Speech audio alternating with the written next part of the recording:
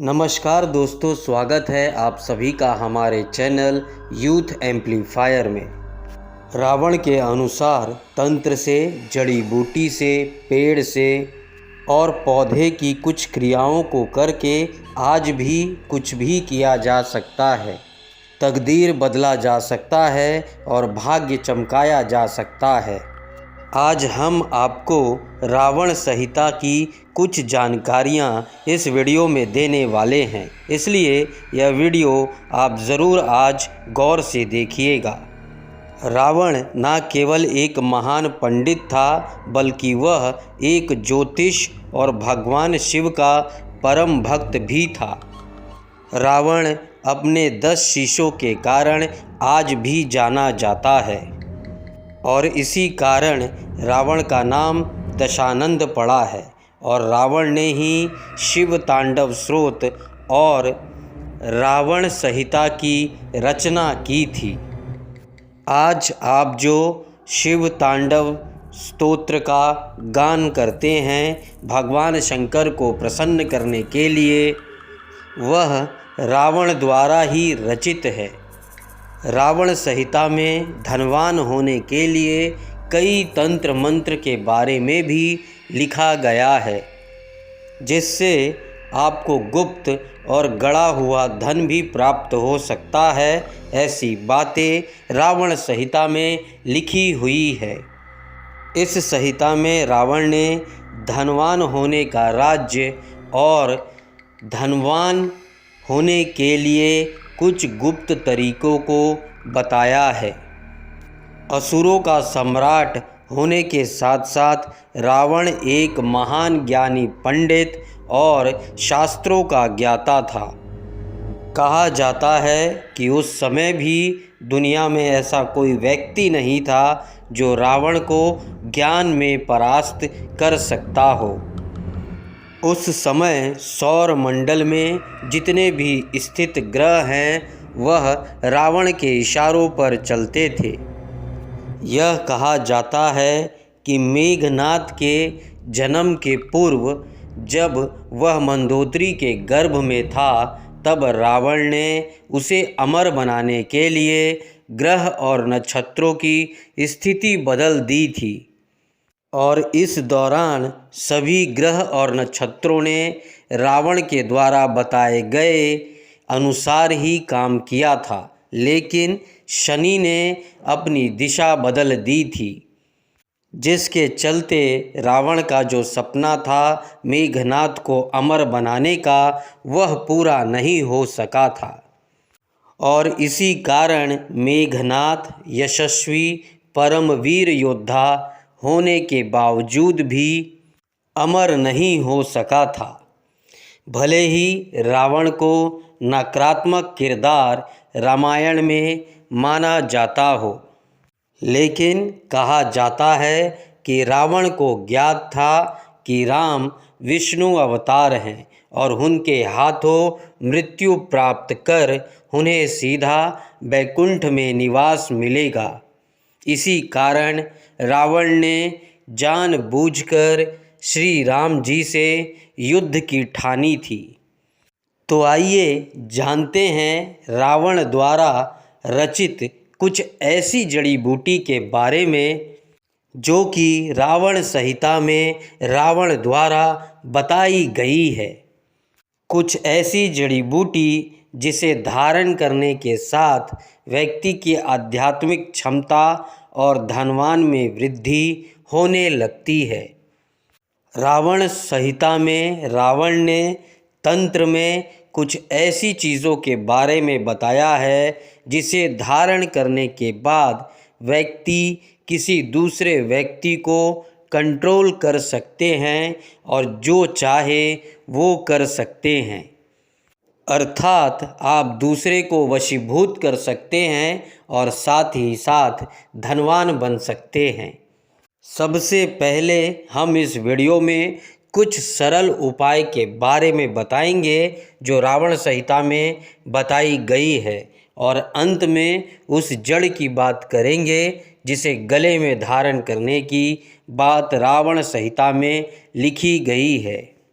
अगर आप हर काम में लाभ पाना चाहते हैं तो रावण संहिता के अनुसार अगर किसी काम में आपको सफलता नहीं मिलती है तो दूर्वा घास उपाय कर सकते हैं। सफ़ेद दूर्वा आपको लेना है और उसमें कपिला गाय यानी कि सफ़ेद गाय के दूध के साथ उसे पीस लेना है और उसके बाद उसका तिलक आपको लगाना है।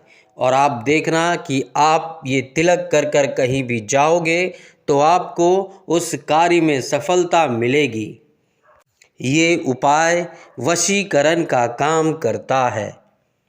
दोस्तों, अगर आपको व्यापार में नुकसान ही नुकसान हो रहे हैं या फिर आपको धन धान्य की कमी हो तो कुबेर मंत्र का जाप जरूर करना चाहिए। जातक को सच्चे मन और श्रद्धा के साथ में 108 बार इस मंत्र का जाप करना चाहिए। यह मंत्र कुछ इस प्रकार है। ओम यक्षाय कुबेराय वैश्वनाय धन धान्य अधिपते धन धान्य समृद्धि में देहि दापय स्वाहा। इस मंत्र का कम से कम 108 बार जाप करें। रावण संहिता के अनुसार इस मंत्र का 108 बार 3 महीने तक जाप होना चाहिए। इस मंत्र के द्वारा कुबेर और माता लक्ष्मी उस जातक के घर में दौड़ी चली आती है, ऐसा रावण संहिता में वर्णित किया गया है।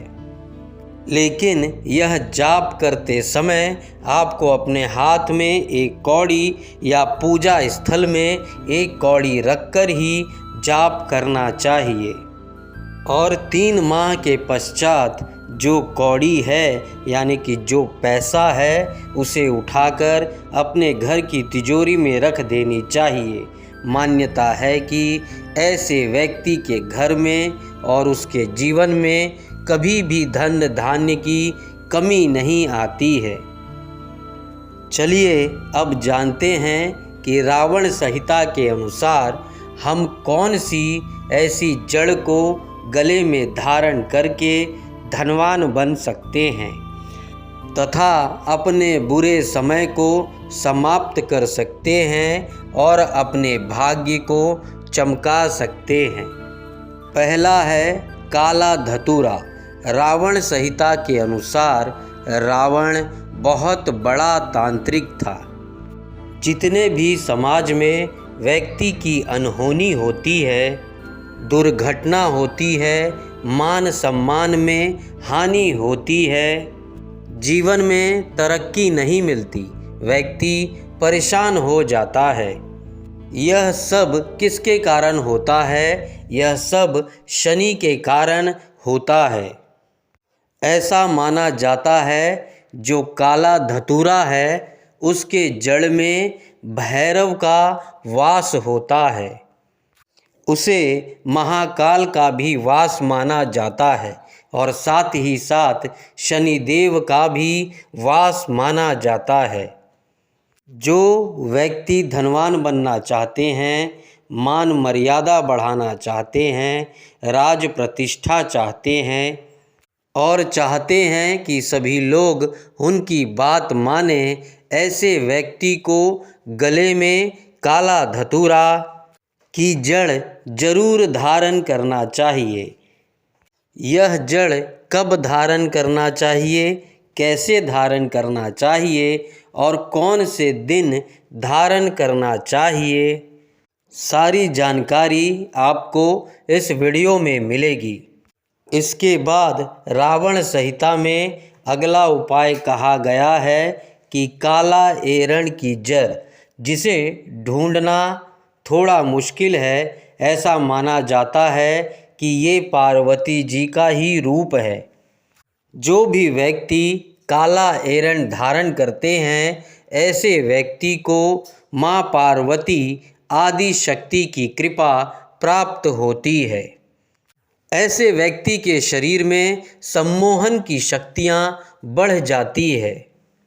डरपोक और कमज़ोर व्यक्ति भी यदि काला एरन की जड़ धारण करे तो वो साहसी और ताकतवर बन जाते हैं। ऐसे व्यक्ति पर माँ लक्ष्मी की कृपा होनी शुरू हो जाती है, क्योंकि ये उसका स्वाभाविक गुण है। जहाँ पर शक्ति वहाँ पर लक्ष्मी स्वतः ही खींची चली आती हैं। इसके बाद आता है काला हल्दी। मार्केट में सबसे ज़्यादा बिकने वाली तांत्रिक चीज़ों में काला हल्दी की ही गणना आती है। काला हल्दी को साक्षात माता काली का ही स्वरूप कहा गया है। अगर आपको ओरिजिनल काला हल्दी मिल जाता है तो ऐसा माना जाता है कि वो व्यक्ति चलते ट्रेन को भी रोक सकता है। रावण संहिता के अनुसार जो भी व्यक्ति काला हल्दी को धारण करता है, ऐसे व्यक्तियों से काली शक्तियाँ स्वतः ही दूर भाग जाती हैं। ऐसे व्यक्ति की साक्षात माता काली रक्षा करती हैं। इसके बाद आता है काला कपास। जो काला कपास है वह आपको बहुत ही आसानी से मिल जाते हैं। ऐसा माना जाता है कि काला कपास के पेड़ के नीचे से अगर आसमान को देखा जाए तो देवी और देवताओं के विमान नज़र आते हैं, लेकिन इसे रवि पुष्य नक्षत्र में देखना होता है। काला कपास धारण करने पर आपसे देवी लक्ष्मी प्रसन्न होती है और साथ साथ देवी सरस्वती और आदि शक्ति भी इससे प्रसन्न होती है। ये तीनों महाशक्तियाँ इसे धारण करने पर सिद्ध होती हैं। काला कपास में तीनों महाशक्तियों का वास माना जाता है। तो चलिए जानते हैं कि इन जड़ों को किस प्रकार धारण करना होता है। हमने आपको जितने भी जड़ें बताई हैं जिन्हें गले में धारण करना है, इन्हें शुभ मुहूर्त से एक दिन पहले निमंत्रण देकर आना होता है।